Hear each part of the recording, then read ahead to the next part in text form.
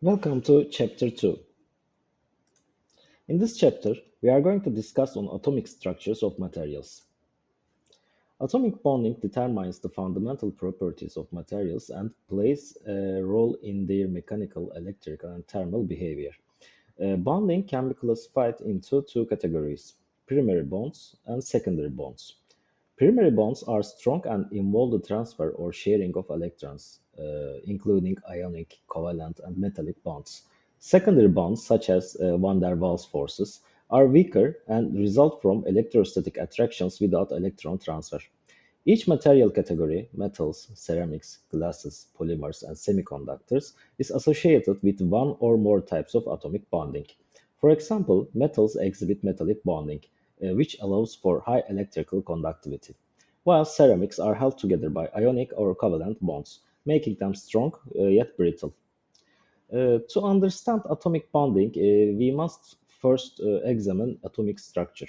The simplest model, the planetary model, describes electrons as orbiting around a dense nucleus, similar to how planets orbit the Sun. While modern quantum mechanics has replaced this simplistic view, it remains useful for understanding electron shells and chemical behavior. An atom's identity is defined by the number of protons and neutrons in its nucleus. For example, carbon 12 consists of 6 protons and 6 neutrons, giving it an atomic mass of 12 atomic mass units, EMU. The number of protons determines the atomic number, which is the basis of the periodic table. Each proton and neutron has a mass of approximately 1.66 times 10 power of minus 24 grams. Since atoms are extremely small, chemists use Avogadro's number to relate atomic mass to macroscopic quantities. 1 gram atom of a given element contains Avogadro's number of atoms, while 1 mole of a compound contains Avogadro's number of its molecular units. For example, 1 mole of sodium chloride contains 6.023 times 10 power of 23 sodium atoms. And 1 mole of carbon 12 weighs exactly 12 grams. The periodic table organizes elements based on their atomic number and groups them into vertical columns with similar chemical properties. This periodic arrangement arises from electron configurations, which dictate how elements react and bond. Understanding atomic structure and periodicity helps predicting material behavior, enabling advancements in semiconductors, alloys, and nanomaterials. While the nucleus determines elements' identity, electrons govern its bonding and chemical interactions. Electrons are extremely light, making their contribution to atomic mass negligible. However, their negative charge balances the positive charge of protons, ensuring overall charge neutrality in atoms. Electrons exhibit wave-particle duality, meaning they behave both as particles and waves, a principle explained by quantum mechanics. Their positions are described by orbitals, not fixed paths, as seen in the Bohr model. For example, carbon has 2 electrons in the inner 1s orbital and 4 electrons in hybrid sp3 outer orbitals, which dictate its bonding behavior in molecules like diamond and graphite. Understanding electron configurations is essential for predicting material conductivity, chemical reactivity, and bonding properties. Each electron orbital is associated with a specific energy level, which determines the binding energy between electron and the nucleus. These energy levels are quantized, meaning electrons can only exist at specific energy values. Intermediate states are forbidden. This principle is governed by quantum mechanics, ensuring that electrons occupy discrete levels where stable standing waves can form. The energy level diagram shown here for carbon 12 illustrates this concept. The 1s orbital closest to nucleus has the lowest energy at minus 283.9 eV here, while the outer sp3 hybrid orbitals are at a much higher energy level. Electrons in higher energy levels are less tightly bound and more available for bonding and chemical interactions. Understanding these energy distributions is crucial for applications in semiconductors, lasers, and electronic devices where electron transitions dictate conductivity and optical behavior. The density of a material is defined as its mass per unit volume, given by a formula. Density mass divided by volume. In this problem, we are calculating the density of solid magnesium oxide, given that 1 mole of magnesium oxide occupies a cube with a side length of 22.37 millimeters. The atomic masses of magnesium and oxygen are 24.31 grams for magnesium and 16 grams for oxygen.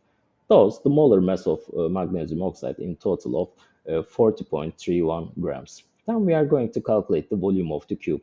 The volume of a cube is given by a cube of its side, converting the given side length from millimeters to centimeters and calculating the volume leads to 11.19 centimeter cube.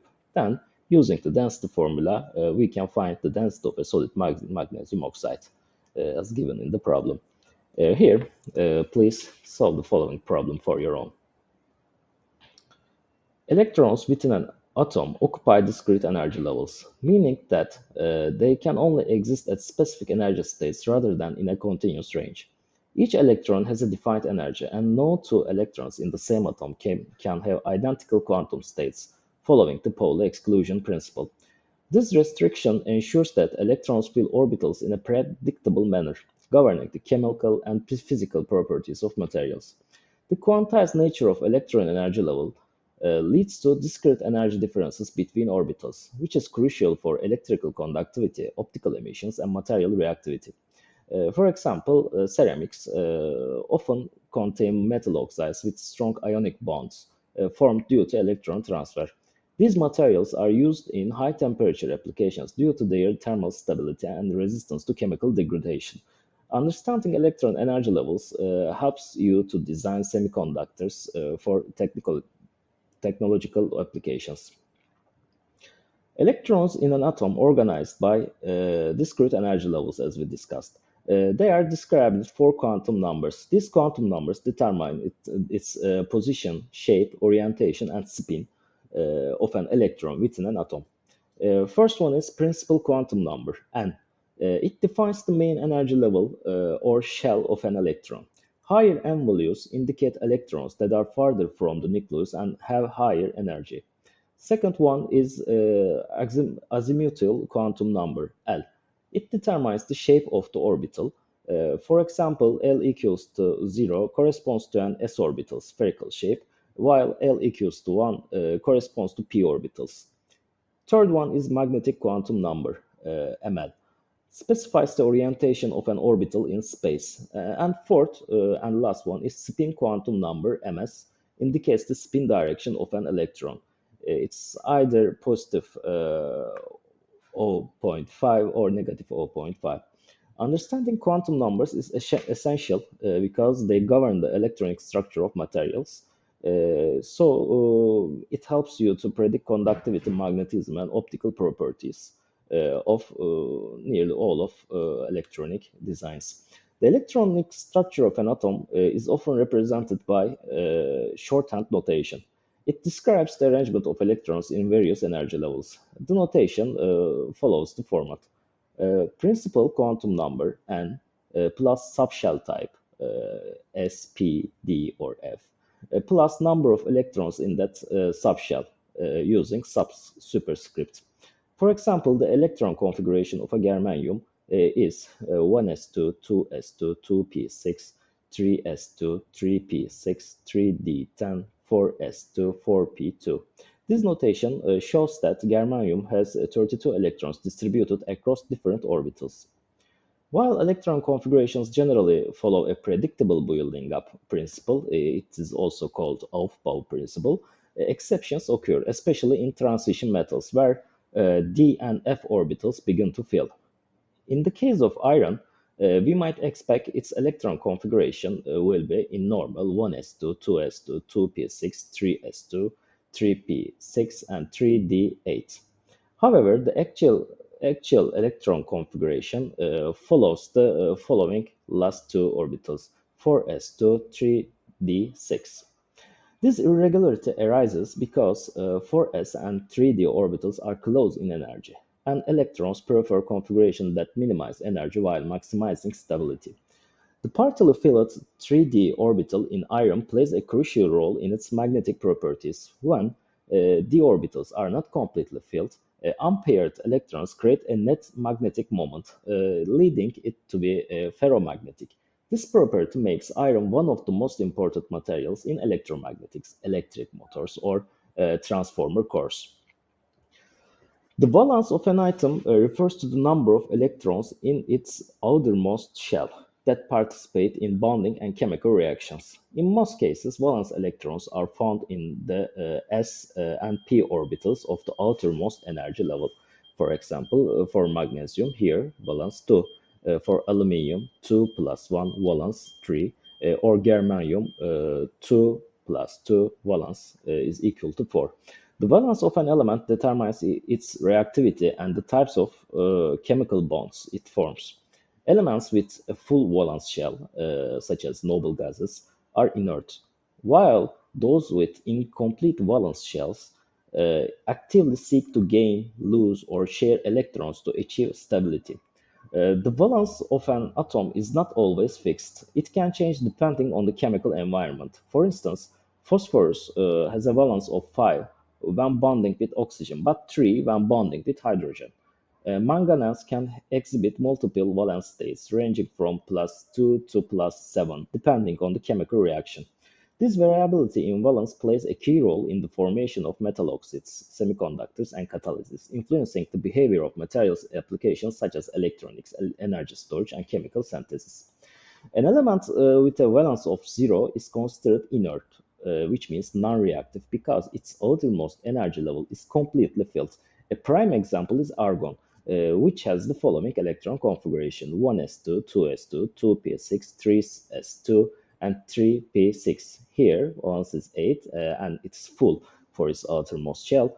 Since argon's outermost s and p orbitals are fully occupied with 8 electrons, it doesn't need to gain or lose electrons, making it part of the noble gases, which is group 18, which are highly stable and used in lighting, welding, or inert environments. Unlike noble gases, most elements react to achieve full outer electron shells. Aluminium has 3 valence electrons. It really donates these electrons, emptying its outer shell and forming Al3 plus quotients, which are common in metals and alloys. The periodic trend of electronegativity, shown in the graph, indicates fluorine and chlorine have the highest tendency to attract electrons here. Whereas metals like sodium and potassium tend to lose electrons easily.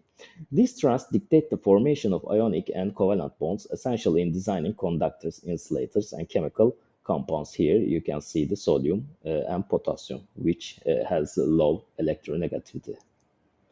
Electronegativity is the measure of an atom's ability to attract electrons in chemical bonds.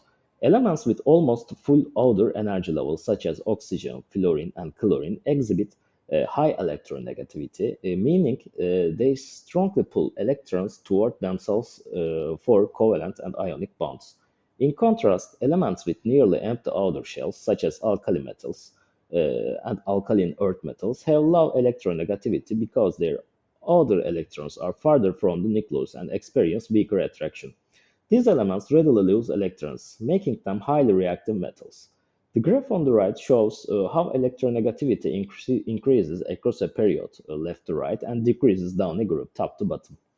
This property is crucial in determining bond types, ionic versus covalent, and plays a fundamental role in materials engineering. The Bohr model is one of the earliest models describing atomic structure, where electrons orbit a positively charged nucleus in fixed paths. In this model, an atom remains electrically neutral as the total negative charge of electrons balances the positive nuclear charge. Electrons move around the nucleus in circular orbits, much like planets around the Sun. However, unlike planetary motion, these electron orbits are quantized, meaning electrons can only exist in specific energy levels and cannot occupy intermediate states. An electron in orbit around the nucleus is influenced by two opposing forces. The Electrostatic, which means Coulomb attraction, the positively charged nucleus attracts the negatively charged electron, pulling it inward. Second is centrifugal force. Due to rotational motion, an outward centrifugal force counteracts the attractive force, keeping the electron in a stable orbit. Bohr's model explains atomic stability and introduces the concept of energy quantization, which is crucial in spectroscopy, quantum mechanics, semiconductor physics. However, it fails to fully describe electron behavior in larger atoms, leading it to development of modern quantum mechanical model. The Bohr model explains electron motion using Coulomb's law, which describes the electrostatic force between two particles. For an electron to remain in a stable orbit, the electrostatic attraction must balance centrifugal force due to electron's motion.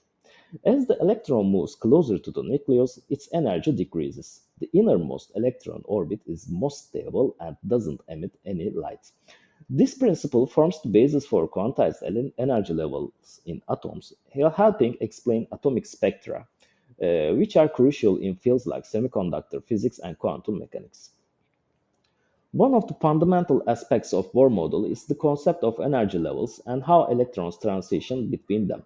When an electron moves from a higher energy level to a lower energy level, E2 to E1, it releases energy in the form of photon here. This energy of this emitted photon is given by the following equation. E2 minus E1 is equal to hv. V is the frequency of the released energy, nu. Here, h is the Planck constant, nu is the frequency of the released energy, h nu is the photon energy. This principle explains the discrete spectral lines observed in hydrogen and other elements, where each element emits light at specific wavelengths corresponding to electron transitions. Electron excitation and relaxation can be summarized as follows. If an atom absorbs energy, an electron moves to a higher energy level, making the atom unstable. To regain stability, the electron falls back to its original energy state, emitting a photon with energy equal to the difference between the two levels. This mechanism is the foundation of spectroscopy. It is so useful to analyze atomic composition and electronic properties. In materials, electrons occupy specific energy levels due to their motion. These energy levels form bands, and the most relevant ones for electrical behavior are the valence band, the conduction band, and the band gap. Valence band is where bound electrons reside. The conduction band, where free electrons move and contribute to electrical conductivity. And the band gap here, the energy difference between these two bands. When sufficient energy is applied, such as heat or an electric field, an electron in the valence band can jump to the conduction band, making the material conductive. Here, insulator, semiconductor, and conductor are seen here. The diagram on the right illustrates three main types of materials. Insulators, preventing electrons from moving to the conduction band. No electrical conductivity under normal conditions. Second is semiconductors, moderate band gap, allowing some electrons to jump with external energy, and conductivity increases with temperature or doping. Third one is conductors, no significant band gap here, meaning electrons move freely, highly conductive even without external energy. Electrons in the valence band require external energy to move into the conduction band, making a material conductive. Various factors can supply this energy. Electrical effects, applying a voltage can push electrons to higher energy states, or heat effects. Increasing temperature gives electrons enough energy to jump the band gap, or light effects. Photons can excite electrons. Electron bombardment. High energy electrons can transfer momentum to valence electrons. Or magnetic effect. Magnetic fields can influence electron motion in some materials. The energy needed to free valence electrons varies across materials. In conductors, metals, electrons move freely, a low amount of energy is sufficient. For semiconductors, moderate energy is required. Small band gap allows controlled conductivity. For insulators, a large amount of energy is needed. Electrons rarely reach the conduction band. These properties define material applications in electronics, photovoltaics, and high-power devices. This week, we explored the atomic structure and energy band theory, focusing on how electrons occupy discrete energy levels and transition between them. We examined the Bohr model, which explains electron orbits and energy quantization, leading to the understanding of photon emission and atomic spectra.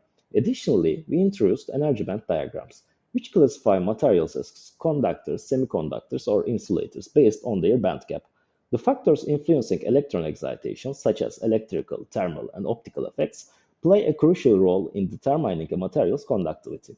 Next week, we will delve deeper into conductors, materials with highly mobile electrons that facilitate efficient charge transport. We will discuss the physical and electrical properties of metals, their role in circuits, and their applications in electronic devices, power transmission, and industrial processes. Understanding conductors is fundamental for fields like electronics communication, where material selection directly impacts performance and efficiency. See you next chapter.